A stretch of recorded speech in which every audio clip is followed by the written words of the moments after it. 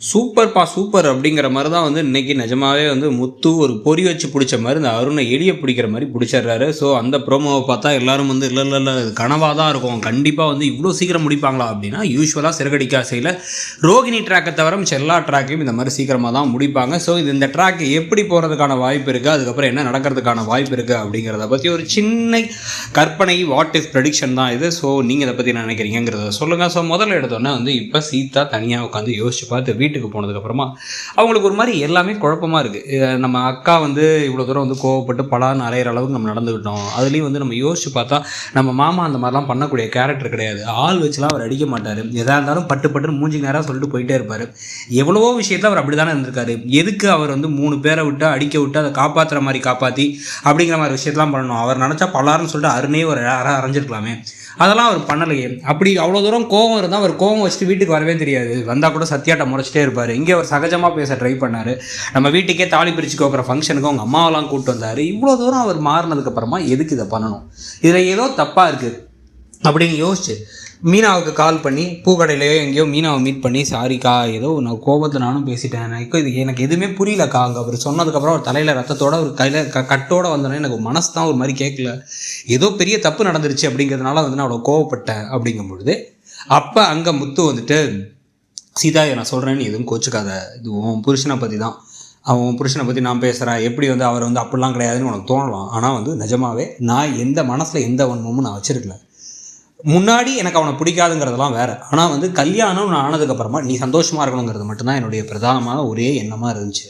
அதை பற்றி மட்டும்தான் நான் எப்போயுமே நினப்பேன். அதனால தான் நான் வீட்டுக்கு வரும்போதும் அவன்கிட்ட சகஜமாக பேச ட்ரை பண்ணேன்.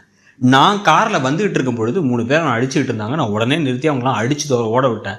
ஓட விட்டதுக்கப்புறமா இவன்ட்ட தண்ணி எடுத்து வரண்டான்னா அதையுமே கேட்கல, எதையுமே வேணான்னு சொல்லிட்டு கோவமாக வந்துட்டான். அப்படிங்கிறதெல்லாம் சொன்னதுக்கப்புறம் அப்போ அது இவ்வளோலாம் என்கிட்ட சொல்லவே இல்லையே அப்படின்னா, அதே மாதிரி தான் செல்வம் விஷயத்தையும் செல்வத்தோட மச்சானை போய் அரைஞ்சு உடனே வந்து உள்ள தூக்கி போட்டுருவேன். ஹெல்மெட் இல்லைங்கிறதுக்கு வெறும் ஃபைன் போடுறதோட நிறுத்தி இருந்திருக்கலாம். அவனையும் வர சொல்லு, அவனையும் உள்ள தள்ளுறேன் அப்படின்னு சொல்லலாம் சொல்லியிருக்கான். அப்படின்னா எனக்கு ஒன்றுமே புரியல மாமா. அப்புறம் ஏன் மாமா அவர் என்கிட்ட எப்படி சொல்லணும்?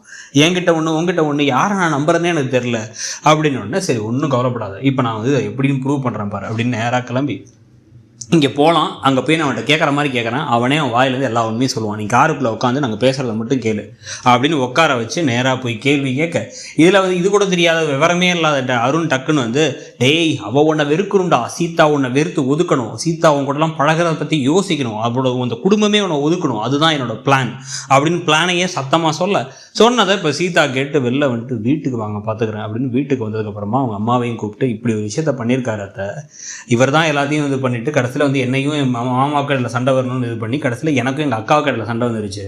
எங்கள் அக்கா நான் படிக்கணும், என் தம்பி படிக்கணும்னு படிப்பே பாதியில் நிறுத்தி எங்கள் அம்மா அப்பாவுக்கு ஹெல்ப் பண்ணி வேலை செஞ்சா. எங்கள் அப்பா இறந்ததுக்கப்புறம் ஃபுல்லாக வேலை செஞ்சுட்டு சுற்றிட்டு இருந்தா. அவ்வளோ தூரம் அவள் தியாகம் பண்ணவ. அவள்கிட்ட நான் எதிர்த்து பேசுகிற மாதிரி நடந்தது காரணமே இவர் தான்.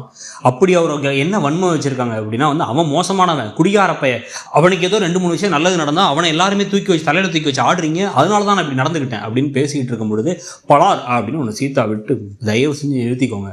இதோட நானும் ஒவ்வொரு தடையும் பொறுத்திருந்து பார்த்துட்டேன். இதுக்கப்புறம் நீங்கள் சொன்னதெல்லாம் நம்பி நான் வேறு சண்டையும் போட்டேன். எங்கள் அம்மா கிட்ட, என் தம்பி கிட்ட, எல்லாத்துக்கிட்டையும் சண்டை போட்டு வந்துட்டேன். என்னையும் என் குடும்பத்தையும் பிரிக்கணும்னு நினைக்கிறீங்களா? அது எக்காரணத்தை கொண்டு நடக்காது. நீங்கள் இவ்வளோ கேவலமாக நடந்துட்டீங்கன்னு நான் நினைக்கவே இல்லை. தயவு செஞ்சு இனிமேலாச்சும் இப்படி நடந்துக்காமல் மாற்றிக்கோங்க.